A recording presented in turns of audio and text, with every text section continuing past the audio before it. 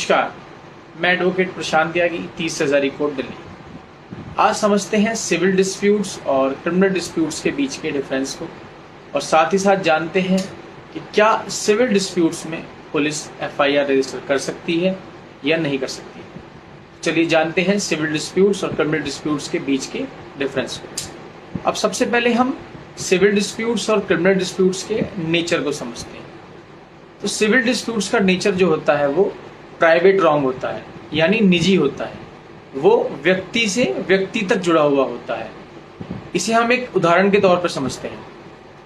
ए ने बी को कुछ पैसे दिए, जिसके लिए बी ने ए से कुछ समय मांगा कि मैं इतने दिन के बाद आपके पैसे लौटा दूं। समय पूरा होने के बाद ए ने अपने पैसों के लिए बी से कहा कि आप मेरे पैसे वापस कर दीजिए, लेकिन बी ने पैसे देने में आनाकानी की या मना किया या ये कहा कि मुझे और समय चाहिए।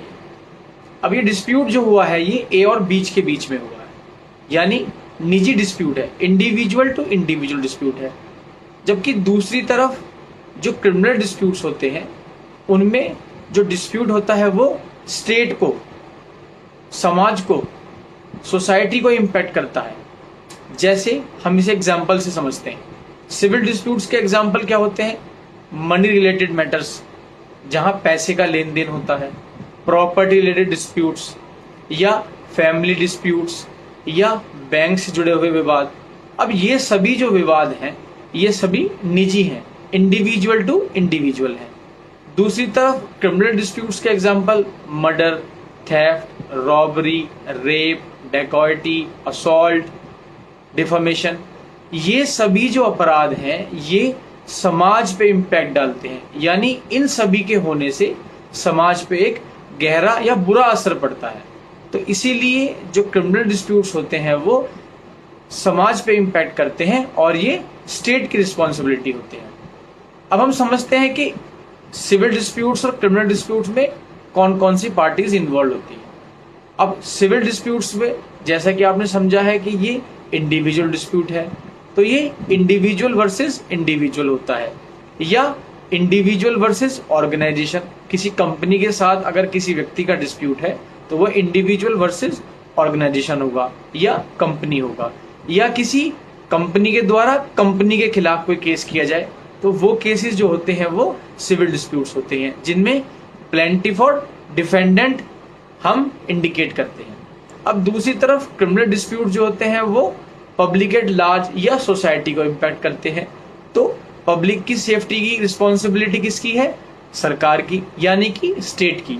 तो जो डिस्प्यूट्स क्रिमिनल डिस्प्यूट्स होते हैं वो स्टेट वर्सेस एक्यूज, यानी इंडिविजुअल होते हैं, जो दोषी होता है, स्टेट वर्सेस इंडिविजुअल। अब हम समझते हैं कि पर्पस क्या है सिविल डिस्प्यूट्स और क्रिमिनल डिस्प्यूट्स का। सिविल डिस्प्यूट्स का पर्पस क्या होता है कि जो विवाद किसी व्यक्ति से व्यक्ति के बीच में हुआ है, चाहे वो पैसे से जुड़ा हो, प्रॉपर्टी से जुड़ा हो या फैमिली डिस्प्यूट हो, तो या तो उसमें कंपनसेशन प्रोवाइड किया जाए या फिर उनका सेटलमेंट कराकर जो चीज उनको होनी थी वो की जाए। अब क्रिमिनल डिस्प्यूट्स का जो पर्पस होता है वो होता है पनिशमेंट, कि जिस व्यक्ति ने अपराध किया है उसको पनिशमेंट दिया जाए ताकि वो दोबारा भविष्य में ऐसा कोई अपराध ना करे। अब हम समझते हैं कि burden of proof civil disputes में और क्रिमिनल डिस्प्यूट्स में किन किन के ऊपर होता है। तो सिविल डिस्प्यूट्स में जो बर्डन होता है प्रूव करने का वो केवल प्लेंटिफ यानी वादी के ऊपर होता है जिसके साथ गलत हुआ है। दूसरी तरफ जो burden of proof criminal disputes में होता है वो प्रोसिक्यूशन यानी स्टेट के ऊपर होता है कि एक्यूज ने ये अपराध किया है या नहीं किया है, उसको प्रोसिक्यूशन प्रूव करेगा। अब रेमेडीज क्या अवेलेबल होती है? अब रेमेडीज क्या अवेलेबल होती है? जो सिविल डिस्प्यूट्स है उसमें मॉनेटरी रिलीफ, यानी अगर पैसे का विवाद है तो पैसे देकर जिसके साथ विवाद हुआ है उसे खत्म किया जा सकता है, या स्पेसिफिक परफॉर्मेंस, जैसे कि प्रॉपर्टी से जुड़ा विवाद है तो यदि प्रॉपर्टी से जुड़ा विवाद है तो उस प्रॉपर्टी के लिए स्पेसिफिक परफॉर्मेंस कर दी जाए ताकि वो विवाद खत्म हो जाए।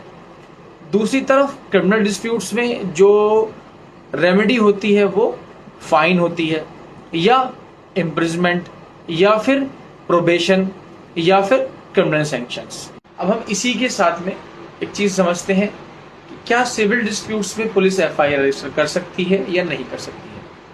तो सबसे पहले मैं आपको बता देता हूं कि जो भी सिविल डिस्प्यूट्स होते हैं वो पुलिस के जुडिक्शन से बाहर होते हैं, यानी पुलिस सिविल डिस्प्यूट में इंटरफेयर नहीं कर सकती है। तो पुलिस के पास कोई पावर नहीं है सिविल डिस्प्यूट्स में एफआईआर रजिस्टर करने की। इस विषय में ऑनरेबल सुप्रीम कोर्ट काफी बार डिफरेंट स्टेट्स के पुलिस डिपार्टमेंट्स को ये नोटिफिकेशन या ये वार्निंग दे चुकी है कि आप किसी भी सिविल डिस्प्यूट में एफआईआर रजिस्टर नहीं करेंगे। रिसेंटली गौतम बुद्ध पुलिस ने एक सिविल डिस्प्यूट में एक एफआईआर रजिस्टर की, जिसके लिए ऑनरेबल सुप्रीम कोर्ट ने उस पुलिस स्टेशन से, कंसर्न पुलिस स्टेशन के इन्वेस्टिगेशन ऑफिसर से एक एफिडेविट मांगा कि आपने इस विषय में, इस सिविल डिस्प्यूट के विषय में एफआईआर रजिस्टर क्यों की, और उन्हें सख्ती से निर्देश भी दिए गए कि भविष्य में किसी भी सिविल डिस्प्यूट के लिए आप एफआईआर रजिस्टर नहीं करेंगे।